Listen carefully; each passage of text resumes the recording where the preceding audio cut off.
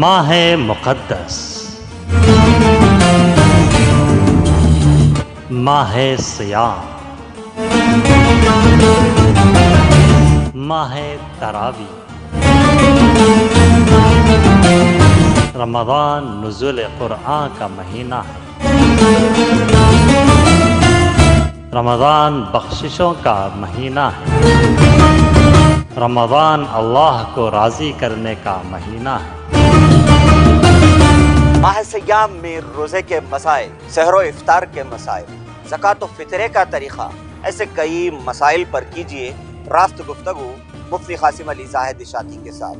City India news کے live سوال و جواب پروگرام پیغام دین، یکم رمضان سے روزانہ شام 4 تا 5 بجے صرف اور صرف سٹی انڈیا ٹی وی پر۔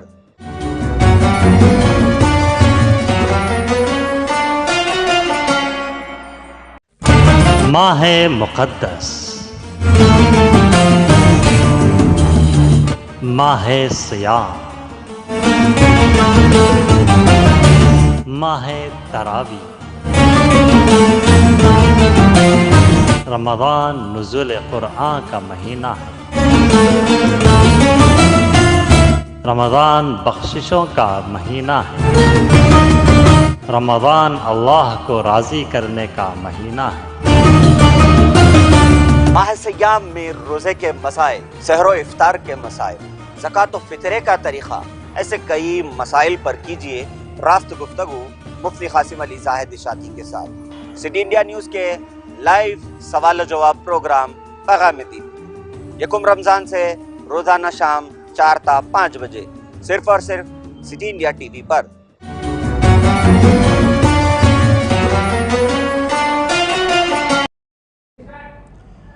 السلام علیکم ناظرین، میں حافظ احمد اکرم عباس آپ سبھی کا آپ کے اپنے من پسندیدہ پروگرام پیغام دین میں استقبال کرتا ہوں۔ ہمارے ساتھ اسٹوڈیو میں موجود ہے شہر حیدرآباد کے مشہور و معروف شخصیت، آپ کے اور میرے من پسندیدہ عالم دین مفتی حافظ سید قاسم علی زاہد اشاعتی، امام و خطیب مسجد عثمانیہ کنگ کوٹی حیدرآباد۔ ہم حضرت والا کا تہہ دل سے استقبال کرتے ہیں۔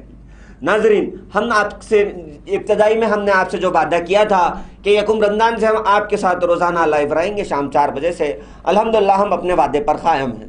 ہو کوئی بھی سوال جسے لے کر ہو آپ اب تک بھی کشمکش میں مبتلا کہ کیسے میں ان سارے سوالوں کے جواب معلوم کروں، کیسے میں دین کو سمجھوں، کیسے یہ شریعت محمدی کے ان مسائل سے میں واقفیت حاصل کروں، جسے لے کر ہو آپ اب تک کشمکش میں مبتلا، چاہے وہ نماز کا مسئلہ ہو، چاہے وہ قرآن ہو، چاہے وہ ذکر و اذکار ہو، چاہے وہ صدقہ ہو، چاہے وہ فطرہ ہو، کوئی بھی مسائل ہو جسے لے کر ہو آپ اب تک کشمکش میں مبتلا، اور کیسے آپ ان مسائل کا حل معلوم کرنے کی تلاش میں ہوں، تو آپ کی سارے پریشانیوں کا حل آپ کو ملے گا، آپ کے سارے سوالوں کا جواب اسی لائیو پروگرام میں قرآن حدیث کی روشنی میں آپ تک دیا جائے گا۔ ہم سے سوال کرنے کے لیے اٹھائیے فون اور ڈائل کریے ہمارے نمبر پر 04029569680۔ میں پھر ایک مرتبہ یاد دلا دوں، آپ اس وقت ہمیں لائیو دیکھ رہے ہیں، ہو کوئی بھی سوال اٹھائیے فون اور ڈائل کریے ہمارے نمبر پر 04029569680۔ ہم آپ کے کالز کے منتظر ہیں۔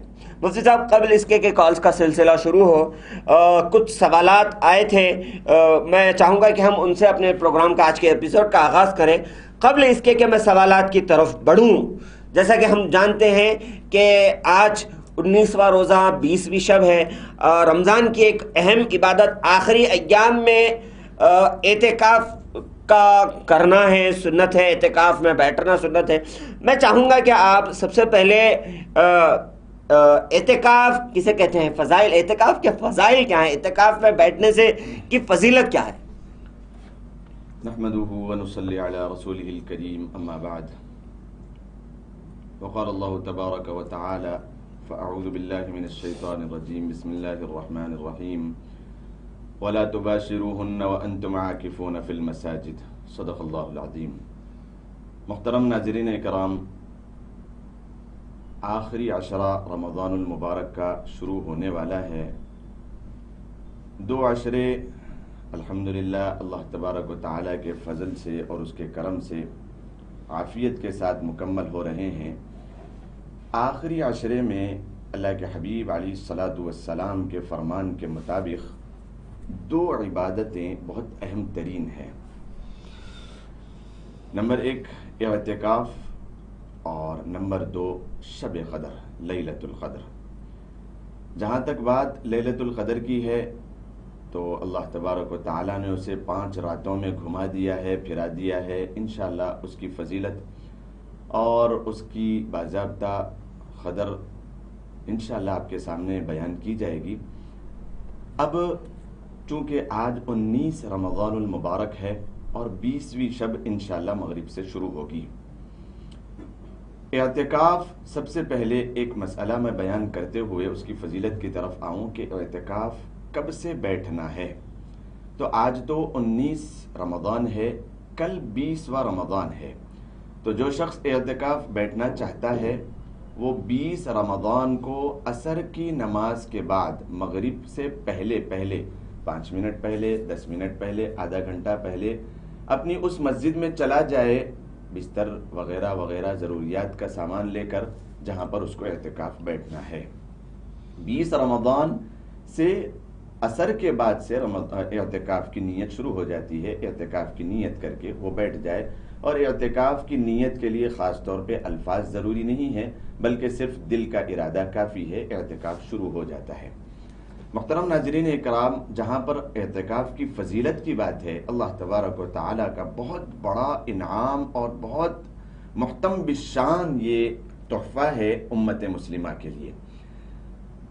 اللہ کے حبیب صلی اللہ علیہ وسلم نے فرمایا اعتکاف کرنے والے کے لیے اللہ تبارک و تعالی جہنم سے 2 خندق دوری کا فیصلہ فرما دیتے ہیں. بعض احادیث میں 3 خندق کی دوری کا فیصلہ آیا ہے. خندق کسے کہتے ہیں؟ زمین و آسمان کے درمیان جتنا خلا ہے، اللہ تبارک و تعالی جہنم سے اس بندے کے درمیان اتنا فاصلہ کر دیتے ہیں. 3 خندق مطلب 3 اتنے فاصلے کی مقدار میں اللہ تبارک و تعالی اس سے زیادہ دور جہنم سے کر دیتے ہیں. سب سے پہلے ہم اعتکاف کا مطلب سمجھے. اعتکاف کہتے کسے ہیں؟ اعتکاف چونکہ شریعت میں جو بھی چیز فرض کی گئی اس نام کا مقصد ہوتا ہے کچھ. جس طریقے سے صلاۃ کہا گیا، صلاۃ کا مقصد ہے کہ ایک شیخ کو، ایک سلی کو اگر کسی بھٹی میں ڈال کر اس کو کوڑے مار کے سیدھا کیا جائے، درست کیا جائے تو وہ کتنا سیدھا اور درست ہو جاتا ہے. ٹھیک اسی طریقے سے صلی یصلی صلاۃً کا اصل ترجمہ ہے کہ انسان نماز میں کھڑے ہو کر ایک تبش برداشت کرتا ہے، اللہ تبارک و تعالیٰ کے حکم کے سامنے ٹھہرتا ہے تو وہ بھٹی میں ہے. اسی طریقے سے وہ بالکل درست اور سیدھا ہوتا ہے کہ اللہ تبارک و تعالیٰ کی فرما برداری اس کی زندگی میں آتی ہے، جو اصل اس کی کامیابی کا مقصد ہے. ٹھیک اسی طریقے سے زکوٰۃ کے معنی ہے پاک صاف ہونا اور بڑھنا. ہم زکوٰۃ نکال رہے ہیں اللہ کی راہ میں، وہ مال پاک صاف بھی ہوگا اور بڑھے گا بھی. اسی طریقے سے سیام اور صوم، روزے کا مطلب ہے کہ جل جانا، خاکستر ہو جانا اور معاف کرا لینا، بھوکا رہنا. چونکہ اس میں بھوکا رہتا ہے انسان اور اپنے گناہوں کو معاف کرواتا ہے اور اپنی جسمانی اعتبار سے چربی کو گلاتا ہے، اس لیے اس کا نام روزہ ہے، صوم ہے، سیام ہے، رمضان ہے. ٹھیک اسی طریقے سے اعتکاف کا مطلب ہے اعتکف یعتکف اعتکافا ومعتکفا. اس کا مطلب ہے کہ مڑ جانا، پھر جانا. تیسرا اس کا مطلب ہے اپنے آپ کو روکے رکھنا. تینوں بھی مطلب اپنے اندر بڑی اہمیت کے حامل ہیں. سب سے پہلا ہے مڑ جانا، پھر جانا، اپنے رخ کو بدل دینا. اور تیسرا اس کا معنی ہوتا ہے اپنے آپ کو روکے رکھنا. چونکہ اعتکاف کرنے والا اپنے آپ کو روکے رکھتا ہے، جو اس کا روٹین تھا، جو اس کی اپنی زندگی کی ضروریات تھی. بیوی ہے، روکے رکھا ہے اپنے آپ کو، اور اپنی بزنس وغیرہ سے اپنے آپ کو روکے رکھا، فضول سے اپنے آپ کو روکے رکھا، اور وقت کے ضائع کرنے سے اپنے آپ کو روکے رکھا، گھر بار سے اس نے اپنے آپ کو روکے رکھا، مسجد سے باہر نکلنے سے اس نے اپنے آپ کو روکے رکھا. اس واسطے اعتکاف کا نام اعتکاف رکھا گیا. اس سے ایک درجہ اوپر اعتکاف کا مطلب ہے اپنے آپ کو موڑ لینا، پھیر لینا. جو شخص اعتکاف کر رہا ہے ضرورت اس بات کی ہے کہ وہ اتنی یکسوئی کے ساتھ اللہ تبارک و تعالیٰ کے سامنے بیٹھے کہ وہ اپنے دل کی کایا کو اللہ کی طرف پھیر لے، اللہ کی طرف پھیر لے. وہ اپنے دل کے رخ کو اللہ تبارک و تعالیٰ کی طرف متوجہ فرما لے۔ اعتکاف موڑ لینا، پھیر لینا، یکسوئی پیدا کرنا اور اپنے آپ کو رو کے رکھنا، تو یہ سارے کے سارے مفہوم اور مطالب اور ترجمان اس کے اندر آتے ہیں، اس وجہ سے اعتکاف کا نام اعتکاف رکھا گیا۔ اب اس نام سے ہم اس مسئلے کو بھی یہاں سے نکال لیں کہ جو شخص اعتکاف میں بیٹھ رہا ہے اور اس کے اندر یہ معنی مفہوم نہیں پیدا ہو رہے ہیں کہ وہ اپنے آپ کو روکے بھی نہیں رکھا، وہ اپنی جو روٹین تھی اس کو برقرار رکھ رہا ہے اور اپنے کام کاج میں مصروف ہے، اپنی فضول کام اور باتوں میں اگر وہ مصروف ہے تو اس نے واقعتاً اعتکاف کا حق ادا نہیں کیا۔ اللہ کے نبی صلی اللہ علیہ وسلم نے اپنی زندگی میں مؤکدہ یعنی جس کی تاکید کی گئی اپنی زندگی کے 10 سال جو ہجرت کے بعد آپ نے گزارے، پابندی کے ساتھ اعتکاف فرمایا کرتے تھے۔ اس سے بڑی اس بات کی فضیلت کیا ہو سکتی کہ اعتکاف کے لیے اللہ کے نبی علیہ الصلوۃ والسلام نے ہمیشہ اپنے آپ کو آخر کے 10 دن میں اعتکاف فرمایا۔ کبھی کسی وجہ سے 1 سال آپ علیہ الصلوۃ والسلام کا اعتکاف ملتوی ہو گیا، آپ نے کینسل فرما دیا، تو دوسرے سال آپ نے یعنی رمضان المبارک کے بعد آپ نے ان 10 ایام، حالانکہ یہ سنت ہے، سنت کی کوئی قضا نہیں ہوتی، لیکن اعتکاف کی فضیلت کو ہم سب کے سامنے اجاگر کرنے کے لیے اللہ کے نبی علیہ الصلوۃ والسلام کا یہ مخصوص عمل کہ رمضان المبارک کے بعد آپ نے ان 10 ایام کی قضا فرمائی۔ آپ صلی اللہ علیہ وسلم غزوہ بدر رمضان میں ہوا اور آپ صلی اللہ علیہ وسلم فتح مکہ کے وقت آپ گئے تھے، رمضان المبارک میں آپ کو سفر کرنا پڑا تھا۔ یہ 2 سال بھی آپ کا اعتکاف ملتوی ہوا، چھوٹا۔ آپ علیہ الصلوۃ والسلام نے 10 ہجری کو 12 ہجری کو جب آپ علیہ الصلوۃ والسلام کو اس دنیا سے جانا تھا، آپ صلی اللہ علیہ وسلم نے 20 دن کا اعتکاف فرمایا، اور احادیث میں آیا کہ اس سال آپ علیہ الصلوۃ والسلام نے جبرائیل علیہ الصلوۃ والسلام کے ساتھ قرآن کے 2 دور فرمائے۔ تو یہ ساری کی ساری فضیلت کے متعلق کافی ہے کہ اللہ کے نبی علیہ الصلوۃ والسلام پابندی کے ساتھ اعتکاف فرمایا کرتے تھے۔ اعتکاف اصل ہے کیا چیز؟ یہ چونکہ رمضان المبارک کے آخر کے جو 10 دن ہے، یہ سارے رمضان المبارک کا لب لباب اور کریم ہے، یہ سارے رمضان المبارک کا اصل مورل ہے۔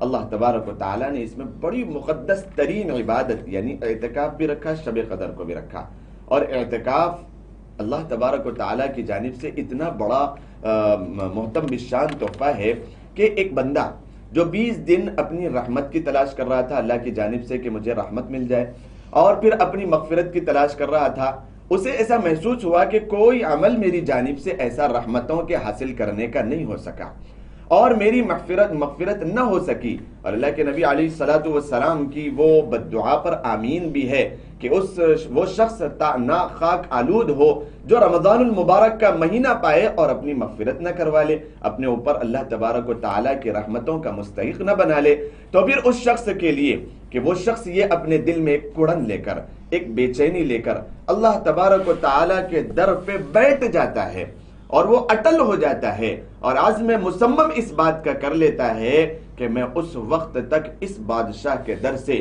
اور اس کی چوکھٹ سے اور اس کے در سے اٹھوں گا نہیں جب تک کہ میرا معبود مجھے جہنم سے آزاد نہ کرا دے، جب تک کہ میرا معبود میرے گناہوں کو معاف نہ کر دے، جب تک کہ میرا معبود اور اس دنیا کا رب کائنات اپنی رحمتوں کے سائے میں مجھے نہ ڈھانپ لے، اس وقت تک میں اس کے در کو چھوڑ کے جانے والا نہیں ہوں۔ یہ ہے اصل اعتکاف کی فضیلت کہ جو شخص اعتکاف میں بیٹھتا ہے اللہ تبارک و تعالی اس کو خندق دوری فرما دیتے ہیں، اور اللہ تبارک و تعالی کی جانب سے معتکف کے لیے جو فضائل ہے ان باتوں کو بھی اپنے ذہن میں رکھیں کہ ایک عام انسان اپنے گھر میں ہے، باہر ہے، کوئی اپنی ضروریات میں ہے، اس کا نفل میں ثواب لکھا ہوا نہیں جاتا، لیکن ایک معتکف ہے جو مسجد میں بیٹھا ہوا آرام بھی کر رہا ہے، ایک معتکف کے آرام کرنے کے بدلے میں نفل کا ثواب لکھا جاتا رہتا ہے۔ ایک معتکف کا اپنی کسی بس خاموشی کے ساتھ اللہ کی قدرت میں غور و فکر کرتے بیٹھے رہنا بھی اس کا دعاؤں میں ثواب لکھا جاتا رہتا ہے، اور ایک معتکف کا صرف اور صرف کسی ضرورت کی بنا پر تھوڑی سی دیر کے لیے کوئی اپنی ضرورت میں محسوس اپنے آپ کو ملوث کرنا بھی اس کا عبادت میں نام لکھا جاتا رہتا ہے۔ تو ایک معتکف کے لیے یہ بڑی فضیلتیں ہیں۔ تو ناظرین اکرام سے اس بات کی درخواست ہے کہ اعتکاف کی فضیلتوں کو اپنے ذہن نشین کر کے اللہ تبارک و تعالیٰ کے در پہ آ جائیں۔ یہ بڑا سنہرا موقع ہے۔ اللہ کے نبی علیہ الصلوۃ والسلام نے اپنی زندگی میں پابندی کے ساتھ اعتکاف میں بیٹھا اور صحابہ کرام کی وہاں پر تربیت فرماتے تھے۔ تو یہاں پر بستی میں اور اس کے مسائل میں ایک چیز یہ بھی ہے کہ جو شخص اگر اعتکاف کسی مسجد میں کوئی بھی آدمی نہیں بیٹھتا ہے تو یہ فرض کفایہ ہے، فرض عین تو نہیں ہے، فرض کفایہ ہے کہ اگر کوئی شخص مسجد میں، بستی کی مسجد میں ایک شخص بھی اعتکاف میں نہیں بیٹھتا تو ساری کی ساری بستی والے گنہگار ہوں گے۔ تو کون سی مسجد اس میں شمار ہوگا؟ شرعی اعتبار سے جو جامع مسجد ہے جہاں پر جمعہ کی نماز ہوتی ہے وہ جامع مسجد کہلائے گی۔ ایسی جامع مسجد میں اعتکاف کا بیٹھنا ضروری ہے۔ تو اعتکاف میں کوئی بھی شخص اگر نہیں بیٹھتا تو وہ ساری کی ساری بستی والے اللہ تبارک و تعالیٰ کی نظر میں گنہگار ہوں گے، اور اگر ایک شخص بھی بیٹھ جاتا ہے تو وہ شخص اللہ تبارک و تعالیٰ کو مناتے رہتا ہے، اللہ کی عبادتوں میں مصروف رہتا ہے، تو اللہ کی خصوصی رحمتوں کا نزول اتنا وافر مقدار میں ہوتا ہے کہ ساری بستی کے لیے وہ کافی وافی ہوتا ہے۔ ایک مسجد میں اگر 10 20 30 50 لوگ اگر اعتکاف میں بیٹھتے ہیں تو کتنا ثواب ہر ایک کو ملے گا؟ اللہ کے حبیب علیہ الصلوۃ والسلام نے فرمایا ہر ایک کو مکمل اعتکاف کا ثواب ملے گا، ہر ایک کا اپنا اپنا ثواب اس کی رجسٹر میں لکھا جائے گا، کسی کے ثواب میں سے کوئی کمی نہیں کی جائے گی۔ تو معتکف کا اعتکاف میں بیٹھنا فرض کفایہ ہے۔ اس سے کیا فضیلتیں حاصل ہوتی ہے؟ ایک تو باجماعت نماز مکمل اس کو ملتی ہے، یہ ایک مستقل ثواب ہے کہ اگر گھر کی ضروریات میں یا تجارت میں یا بزنس میں کوئی آدمی لگا ہوا ہے تو کسی طریقے سے کوئی ایسا موقع کہ نیند سے بیدار نہیں ہوا، نماز تو چھوٹ گئی، 27 نمازوں کا ثواب ملتا ہے کوئی اگر جماعت سے پڑھے، اور اگر چھوٹ گئی تو رمضان المبارک میں ایک فرض 70 فرض کے برابر، یہ تو چھوٹ گئی، تو نمازوں کو فرض باجماعت پڑھنے کا موقع اس کو آسانی کے ساتھ مہیا ہوتا ہے۔ اور اگر اعتکاف میں کوئی شخص بیٹھتا ہے 20 رکعات مکمل تراویح کے پڑھنے کا اس کو ثواب مل رہا ہے، کیونکہ وہ مسجد ہی میں ہے، اللہ کے در پر بیٹھا ہوا ہے، یہ فضیلتیں اس کو ضمن میں حاصل ہو رہی ہے۔ اور وہاں پر بیٹھا ہوا کیا کرے گا؟ کیا کر رہا ہے وہ وہاں پر بیٹھے ہوئے 24 گھنٹے؟ تو کوئی انسان صرف غور و فکر میں یا پھر خاموشی سے بیٹھ نہیں سکتا ہے، اور کوئی ایسی اجازت بھی نہیں ہے اعتکاف میں کہ وہ ٹائم پاس کرے، وقت ضائع کرے۔ کیا کرے گا؟ قرآن کریم کی تلاوت کر رہا ہے، دعا کر رہا ہے۔ اللہ تبارک و تعالیٰ کو بہت زیادہ پسند ہے وہ شخص جو ہے نا سب سے زیادہ مقدس ترین زمین کے ٹکڑوں میں جو اللہ کا گھر ہے وہ اعتکاف میں بیٹھے۔ تو اعتکاف کا وقت بھی آپ کے سامنے بتا دیا گیا، اس کو ذہن نشین کر لیں فضیلت کے ساتھ کہ 20 رمضان المبارک عصر کی نماز کے بعد جو حضرات اعتکاف کرنا چاہتے ہیں مغرب سے 10 منٹ 5 منٹ آدھا گھنٹہ 1 گھنٹہ پہلے یا عصر کی نماز میں آتے ہوئے اپنے بستر کو اٹھا لے اور مسجد کی طرف آ جائے، اپنی ضروریات کی چیزیں لے کر کے مسجد کی طرف آ جائے۔ بالکل مفتی صاحب، جیسا کہ آپ نے بتایا کہ 20 رمضان بعد نماز عصر، یعنی کل کے ایام سے جو ہے سو بروز پیر سے اعتکاف میں بیٹھنے کا وقت ہمارا شروع ہوگا۔ مفتی صاحب اسی کے متعلق کچھ سوالات آئے تھے، اعتکاف کے ہی متعلق کچھ سوالات آئے تھے۔ مجھے لگتا ہے کہ جو سب سے پہلے میں چاہوں گا کہ میں اس سوال سے شروع کروں، جیسا کہ آپ نے ابھی بتایا کہ اللہ کے نبی صلی اللہ علیہ وسلم نے کچھ ایام میں کچھ موقعوں پر اعتکاف اللہ کے نبی صلی اللہ علیہ وسلم نہیں بیٹھے تھے، مگر بعد میں ان 10 ایام کی قضا کر کے یہ بات بتائی کہ اعتکاف کی اہمیت کیا ہے، کتنا اہم ہے، تلاش شب قدر ہو، ہر چیز اللہ سے لو لگانے کا ایک بہت بہترین موقع ہے اعتکاف کے ذریعے۔ تو میرا سوال یہ تھا کہ جو لوگ اعتکاف میں بیٹھتے ہیں ان کا یہ سمجھنا کہ ہم بھائی اعتکاف میں ہیں، ہم بات کریں تو بھی چلتا، ہم باتیں کر لیتے بیٹھے تو بھی چلتا، خالی بیٹھے تو بھی چلتا، تو اعتکاف میں اگر آپ بیٹھ رہی تو ہمارا طریقہ کار کیا ہو؟ کیا خالی گفتگو ہو یا پھر عبادت میں لگے رہے؟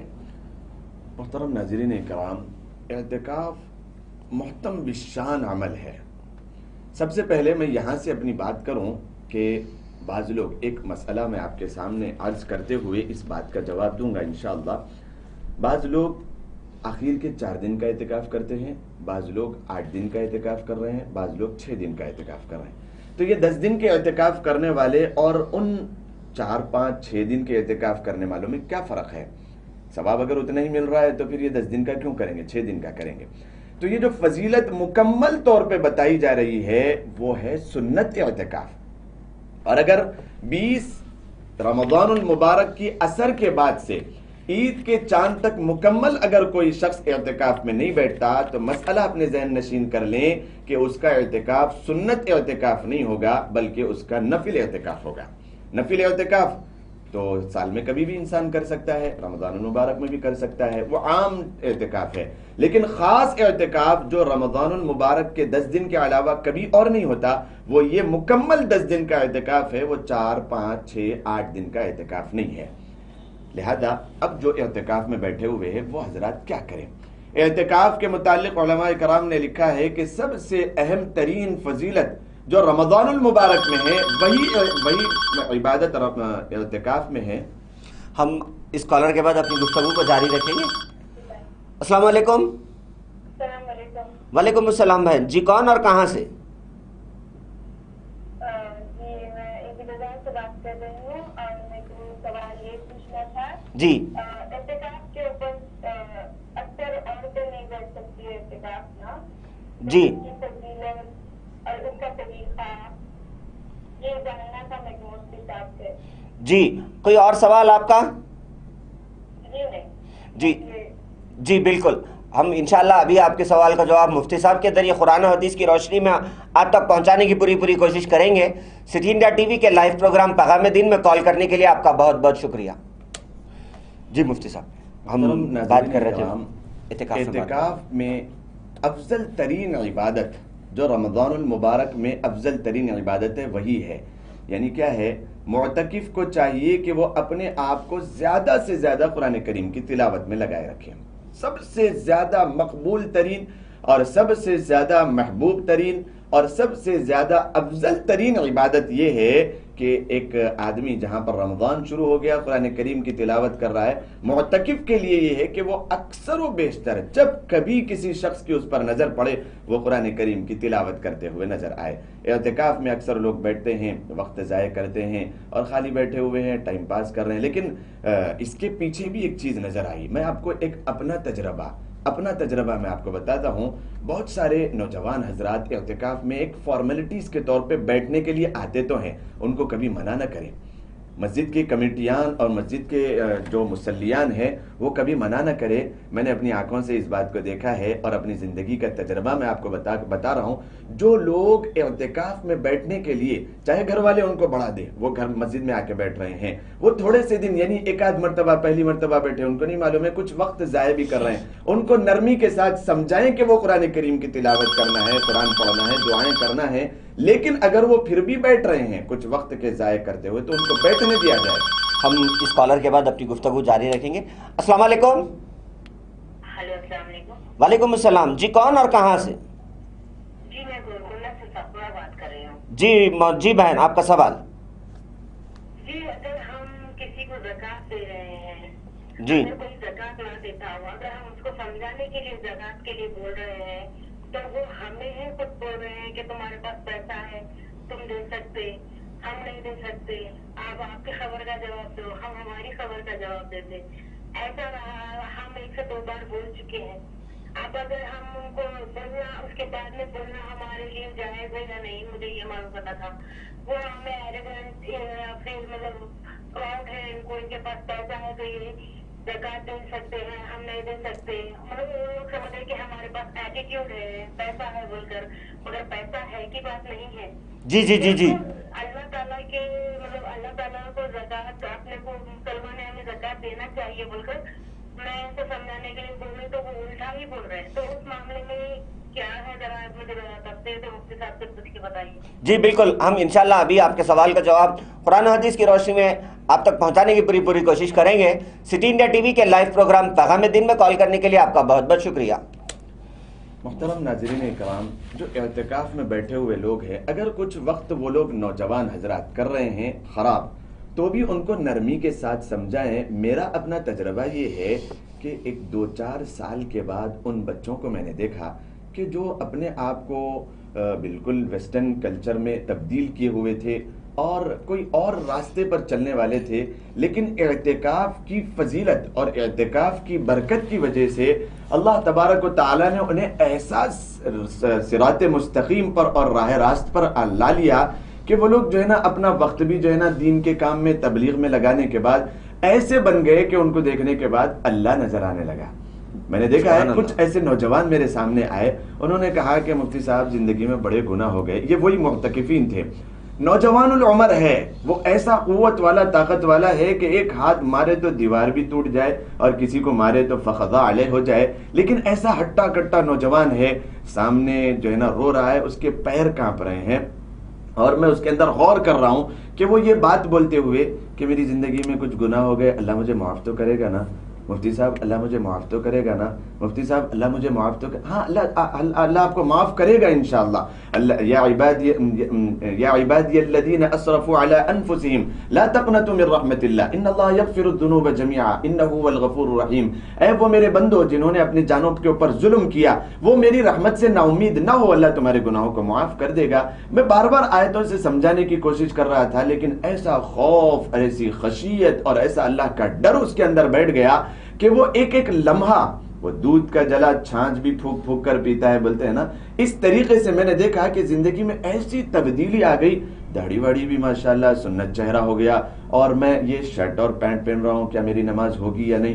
چھوٹی چھوٹی ایک مفتی اور ایک عالم دین جیسا اپنے آپ کی زندگی کو محفوظ طریقے سے لے کے چلتا ہے، وہ ایسی زندگی میں گزر رہا ہے متقی اور پرہیزگار بن کے، جس طریقے سے ایک شخص ایک کانٹے دار وادی میں جو ہے نا جا رہا ہے اپنے کپڑوں کو سمیٹ کر، وہ ٹھیک اسی طریقے سے زندگی گزار رہا ہے گناہوں کو سمیٹ کر کے، کہیں میرا کپڑا کسی کانٹے میں نہ اٹک جائے، کہیں میرے وقت کی زندگی کا کوئی لمحہ کسی گناہ میں ملوث نہ ہو جائے اور میں اس گناہ سے دوچار نہ ہو جاؤں، اس طریقے سے زندگی گزار رہے ہیں۔ یقیناً یہ اس بات کی گواہی ہے، اس بات کی جو ہے نا اس چیز کی برکت ہے کہ وہ لوگ اعتکاف میں بیٹھا کرتے تھے۔ تو اعتکاف میں زیادہ سے زیادہ لوگوں کو بٹھائیں، اور سب سے افضل ترین عبادت وہاں کی یہی ہے کہ قرآن کریم کی تلاوت ہو اور راز و نیاز اللہ سے کرے۔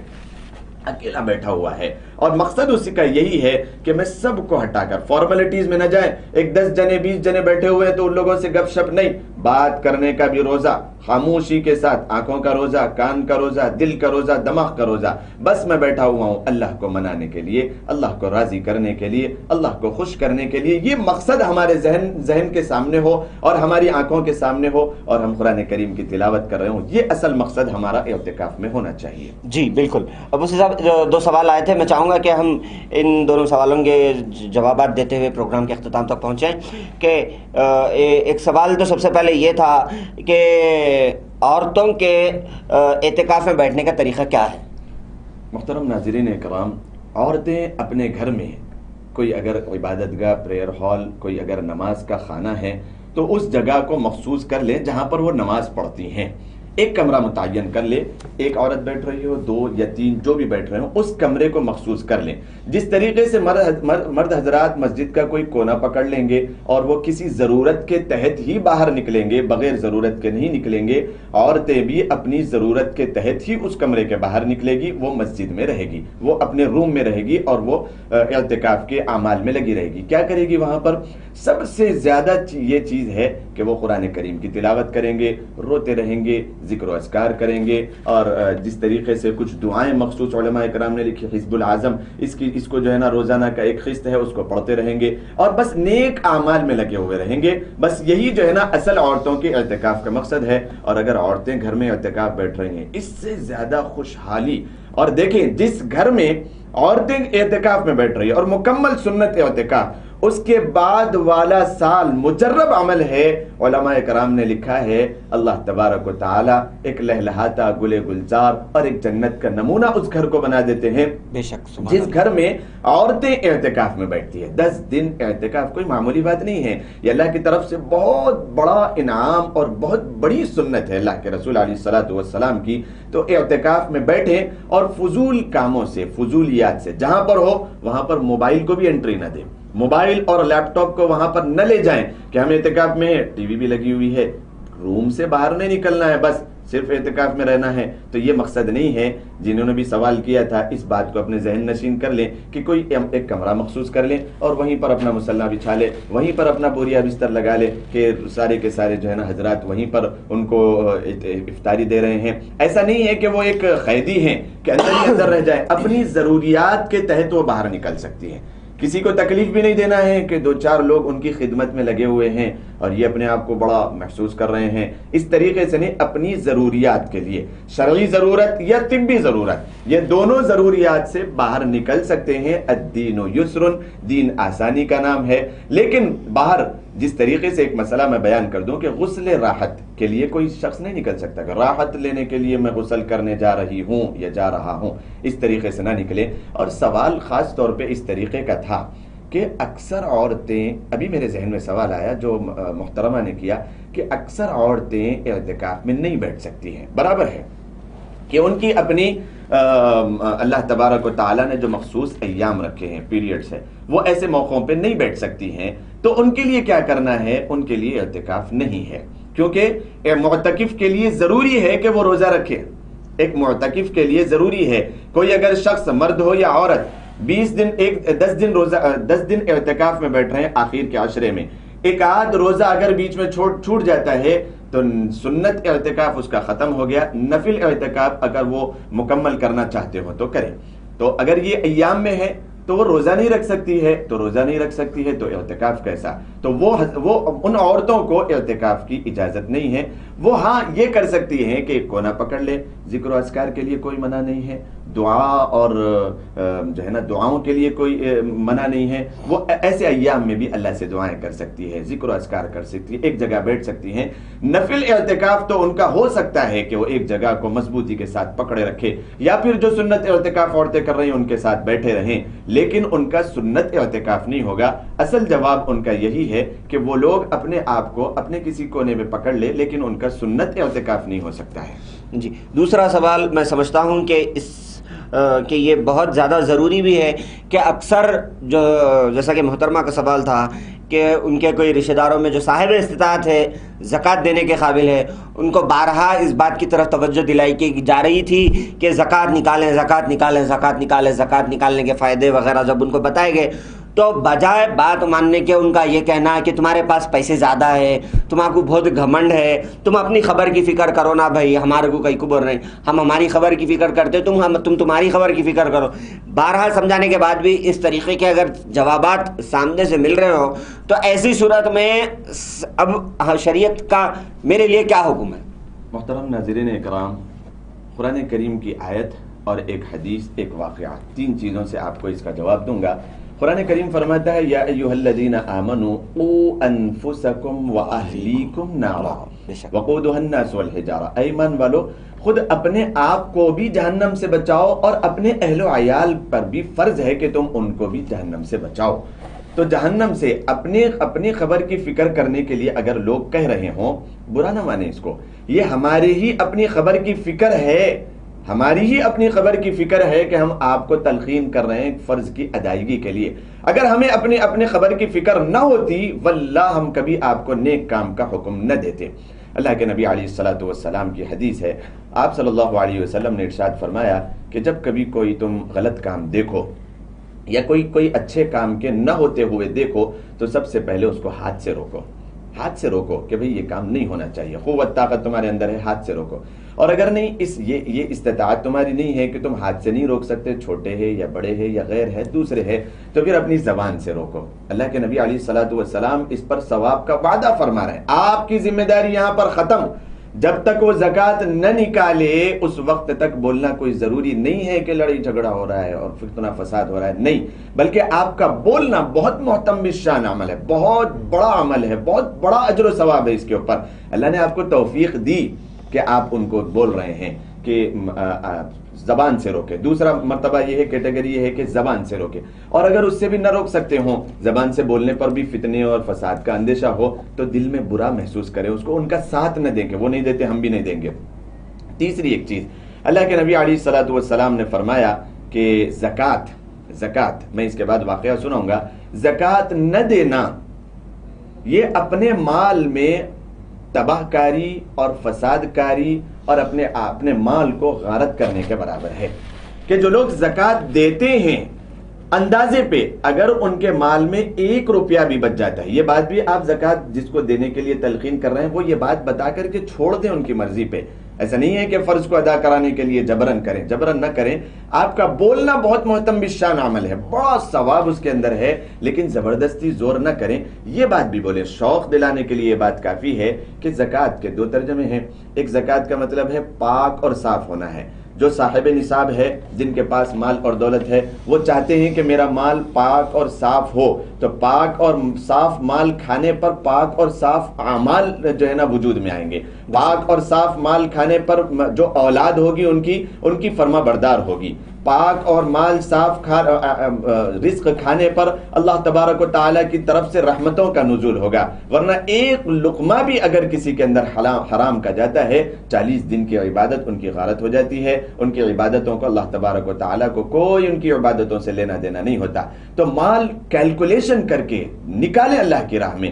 تو زکوٰۃ کے 2 مطلب ان کو بھی سمجھائیں جس کو آپ کہہ رہے ہیں کہ زکوٰۃ کا ایک مطلب ہے پاک اور مال صاف کو کر دیتا. مال کا یہ میل ہے 2.5%، 40واں حصہ جو غریبوں کا اللہ تبارک و تعالیٰ نے آپ کے مال میں رکھا ہے. اور جو اللہ تبارک و تعالیٰ نے آپ کو دیا وہ آپ کا اپنا نہیں ہے، امانت کے طور پہ دیا ہے، امانت کے طور پہ آپ کو دیا ہے. اگر کوئی شخص کہتا ہے کہ میں نے اپنی محنت سے کمایا ہے، یہ میرا اپنا مال ہے، تو اس میں اور قرآن کریم کی آیت جہاں پر اللہ تبارک و تعالیٰ قارون کا تذکرہ کر رہا ہے کہ یہ مجھے اللہ کے فضل سے نہیں ملا، یہ میری اپنی محنت سے ملا، یہ میں نے تو اپنی محنت سے کمایا ہوا مال ہے. اس نے فخر کیا، اس نے تکبر کیا، وہ اترایا. تو اللہ تبارک و تعالیٰ نے فرمایا فخرج علی قومه فی زینته قال الذین یریدون الحیاۃ الدنیا یا لیت لنا مثل ما اوتی قارون انه لذو حظ عظیم.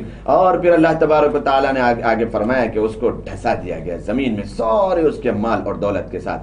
تو یہ لوگوں کو یوں بھی سامنے یہ بات بھی اپنے ذہن نشین کرنا چاہیے کہ اللہ تبارک و تعالیٰ نے جو مجھے مال دیا ہے اس میں غریبوں کا حق رکھا ہے، اور جو میرے پاس اپنا ہے وہ امانت ہے. کبھی انسان پانی کا بڑبڑا ہے کب چلا جائے نہیں معلوم، وہاں جانے کے بعد اس کو اس کی زکوٰۃ کام آئے گی، اس کو اس کا اپنے اللہ کے راہ میں نکالنا کام آئے گا. تو دوسرا زکوٰۃ کا مطلب ہے بڑھنا، اس کے اندر نمو کی کیفیت ہوتی ہے، وہ بڑھتا رہتا ہے. جو زکوٰۃ ادا نہیں کرتے ہیں اس کو دیمک لگ گئی، مثال کے طور پہ دنیاوی اعتبار سے سمجھے کہ اس کو دیمک لگ گئی، اگر وہ پانی کی مثال لے تو اس کو کنجال لگ گیا، اس میں جو ہے نا بیلیاں شروع ہو گئی، وہ پانی کو ختم کرتی رہتی ہے، چوستی رہتی ہے، اس کو سکھا دیتی ہے، جب تک اس کو زمین دوز نہ کر دے اس وقت تک چین نہیں لیتی ہے. اسی طریقے سے جو لوگ زکوٰۃ ادا کرتے ہیں ان کا مال پاک صاف ستھرا بھی ہوتا ہے، جس کے کھانے پر اللہ تبارک و تعالیٰ کی طرف سے بڑی رحمتوں کا نزول، اور اللہ تبارک و تعالیٰ انہیں اپنا مقرب بندہ بناتے ہیں، اور ذاکرین میں ان کا شمار فرماتے ہیں، غافلین میں سے ان کا نام ہٹا دیتے ہیں. اور جو لوگ زکوٰۃ ادا کرتے ہیں ان کے مال کو اللہ تبارک و تعالیٰ بڑھا دیتے ہیں. لوگ سمجھتے ہیں کہ میرے پاس 1 لاکھ روپے تھے، میں نے 2,500 روپے اللہ کے راہ میں نکالے، تو وہ بڑے کیسے؟ وہ تو 97.5 بچ گئے. تو انسان کی نظر اور عقل تو یہ اسے گواہی دے رہی کہ 97.5، لیکن اللہ تبارک و تعالیٰ نے اس میں ایسی برکتیں ڈال دی اور اس کے دل میں ایسی کیفیت پیدا کر دی. قرآن کریم فرماتا ہے من عمل صالحا من ذکر او انثى فلنحيينه حیاتا طیبہ. حیاتا طیبہ میں زکوٰۃ کو ہم کس طریقے سے لائیں کہ علماء اکرام نے اس کی تفسیر بیان کی کہ اللہ تبارک و تعالیٰ اس کے پاس جو کچھ ہے اس کے طریقے، اس کے استعمال کا طریقہ بتا دیتے ہیں اور اس پر اس کو قناعت دے دیتے ہیں، وہ خوش ہو جاتا ہے اس میں.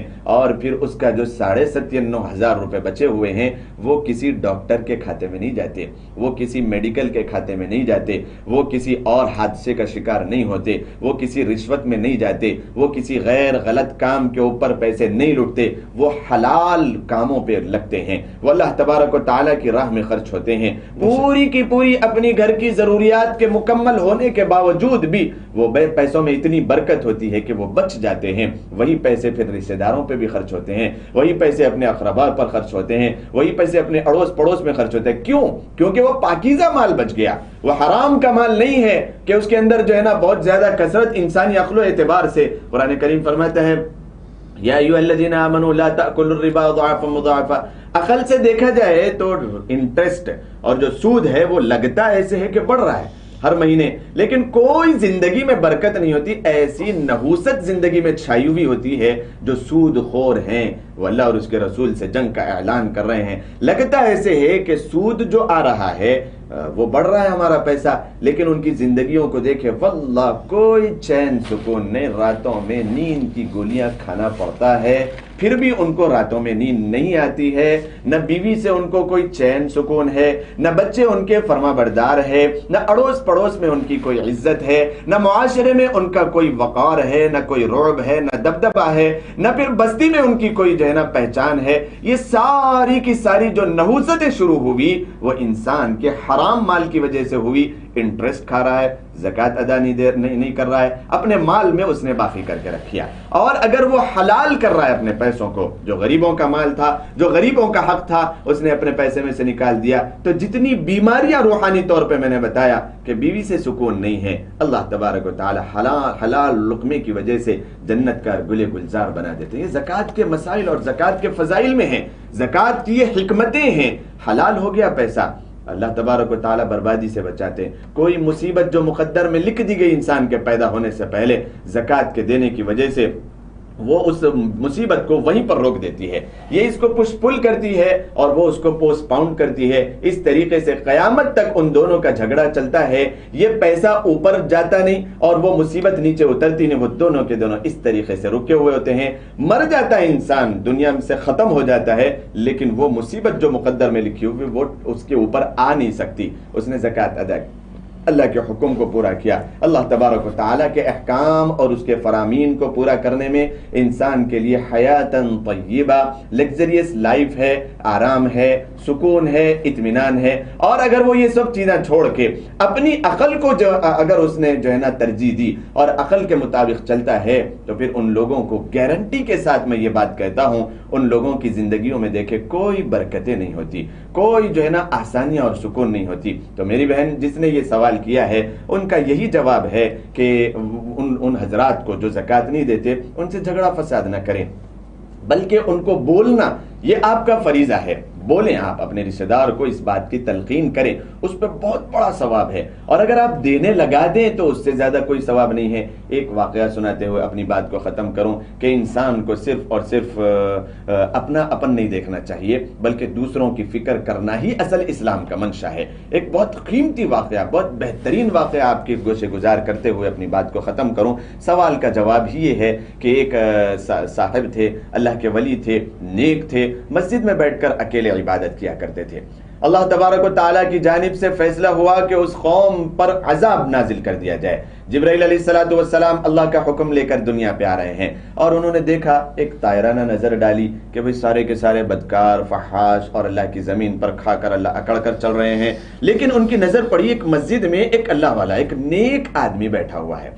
اور جب انالائز انہوں نے کیا، اس کی ہسٹری کو دیکھا، تو جب سے وہ بندہ بالغ ہوا، بڑوں کی صف میں آیا، اس وقت سے آج 100 سال کا ہو گیا ہے، لیکن اس نے کبھی گناہ نہیں کیا، اللہ کی نافرمانی نہیں کیا، نیک اعمال نوافل میں لگا ہوا، اور بیوی بچوں کو سب کو چھوڑ کر بس اللہ کی عبادت میں لگا ہوا ہے. تو اللہ کے پاس فوراً جبرائیل علیہ السلام چلے گئے. اے اللہ، آپ نے عذاب کا حکم تو دیا ہے، لیکن ایک بندہ ایسا ہے جو آپ کی کبھی فرما برداری نہیں کیا، تو کیا اس کو میں الگ کر دوں؟ اور رول بھی یہی چل رہا تھا. نوح علیہ السلام کی قوم پہ عذاب آیا، نوح کو الگ کر دیا گیا ان کی اولاد کے ساتھ جو ان پر ایمان لائے. لوط علیہ السلام کی قوم پہ عذاب آیا، ان کو الگ کر دیا گیا راتوں رات. یونس علیہ السلام کی قوم پہ عذاب آیا، ان کو الگ کر دیا گیا. جبرائیل علیہ السلام اسی لیے گئے کہ شاید یہ نیک بندے کو اللہ الگ کر دیں گے اور پھر میں عذاب جو حکم دیا گیا میں عذاب لا لوں گا. تو اللہ کے پاس جیسے ہی انہوں نے کہا کہ یا اللہ، آپ کا ایک نیک بندہ ہے جو ہمیشہ آپ کی عبادت میں لگا ہوا ہے، تو کیا میں اس کو الگ کر دوں؟ اللہ تبارک و تعالیٰ ببھر گئے، غصے میں آ گئے، اور بڑے غصے سے اللہ تبارک و تعالیٰ نے کہا کہ پوری بستی کو اٹھاؤ اور آسمان تک لاؤ اور اس شخص کے اوپر جو ہے نا پلٹا دو. پوری بستی کا بوجھ اس پہ ڈال دو کہ اس کا خیمہ بنا دیا جائے، اس کو ختم کر دیا جائے، اس کو تہس نہس کر دیا جائے. جبرائیل علیہ السلام حکم کی تعمیل تو کرنا تھا، تیزی کے ساتھ آئے اور انہوں نے اس تعمیل کو مکمل کر دیا. اور اس کے بعد پھر اللہ سے دریافت کیا کہ اللہ یہ کیا ماجرا ہے؟ تو اللہ تبارک و تعالیٰ نے کہا کہ میرا ایک بندہ ایسا عبادتوں میں لگا ہوا تو ہے، لیکن اس بستی پر حکم نازل ہو گیا کہ عذاب کا. وہ کیسا بے حس بندہ ہے جو اپنا اپن تو بناتا ہے، نیک اعمال کرتا ہے لیکن دوسروں کی فکر نہیں کرتا، تو یہ دین اصل دوسروں کی فکر کرنا ہے، یہ اسلام کا مزاج اصل دوسروں کی تلقین کرنا ہے۔ کلکم راع وکلکم مسئول عن رعیتہ، ہر گھر کا بڑا چھوٹوں کے بارے میں اس سے پوچھ ہوگی۔ ہر آدمی قوا انفسکم واہلیکم نارا، اپنے آپ کو بھی جہنم کی آگ سے بچاؤ، اپنے اہل و عیال کو بھی بچاؤ۔ تو حکم کریں لیکن نرمی کے ساتھ اور ایک حکمت کے ساتھ، علم حاصل کرنے کے ساتھ۔ اللہ تبارک و تعالیٰ کی جانب سے بہت بڑا اس کے پیچھے اجر ہے۔ اللہ تبارک و تعالیٰ عمل کی توفیق مرحمت فرمائے۔ بہت بہت شکریہ مفتی صاحب، آپ نے ان اہم سوالات پر ہماری رہبری کی۔ ہم امید کرتے ہیں کہ انشاءاللہ ایسے ہی آگے کے ایپیسوڈز میں بھی ہم آپ کے ساتھ رہیں گے۔ ناظرین، اب وقت ہو چلا ہے آپ حضرات سے رخصتی کا۔ مجھے اپنے میزبان حافظ احمد اکرم عباس کو دے اجازت، اور دیکھتے رہیے اپنا من پسندیدہ channel city India T V, حق کی آواز۔ جزاک اللہ خیر۔ السلام علیکم ورحمۃ اللہ وبرکاتہ۔ ماہ مقدس، ماہ سیام، ماہ تراوی، رمضان نزول قرآن کا مہینہ ہے، رمضان بخششوں کا مہینہ ہے، رمضان اللہ کو راضی کرنے کا مہینہ ہے۔ ماہ سیام میں روزے کے مسائل، سحر و افطار کے مسائل، زکوٰۃ و فطرے کا طریقہ، ایسے کئی مسائل پر کیجیے راست گفتگو مفتی قاسم علی زاہد اشاعتی کے ساتھ۔ سٹی انڈیا نیوز کے لائیو سوال و جواب پروگرام پیغام دین، یکم رمضان سے روزانہ شام 4 تا 5 بجے، صرف اور صرف سٹی انڈیا ٹی وی پر۔